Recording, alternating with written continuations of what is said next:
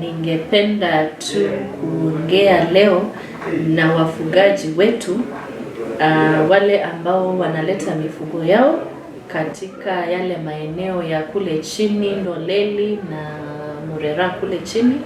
Tunaelewa ya kwamba sahi ni wakati wa kiangazi, mifugo wamekosa chakula, lakini ninataka kuwatahadharisha na pia kuwaomba, kwa sababu wale wakaaji wa Murera na Ndoleli kule chini ni wakulima wa mimea na si wafugaji wa mifugo.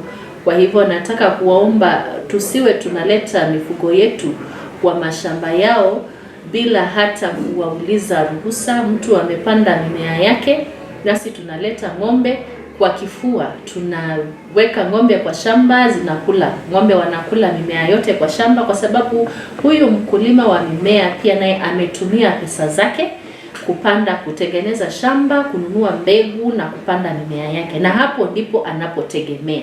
Na mkiendelea kuleta hiyo mifugo, naye tutawachukulia hatua, kwa sababu lazima pia tuheshimu mali ya watu, tuheshimu mashamba ya watu, tuheshimu wale ambao wamegharamika kupanda hiyo mimea. Kwa hivyo ni onyo na pia ni ombi, ninawaomba tafadhali tusilete mifugo wetu kwa mashamba ya watu.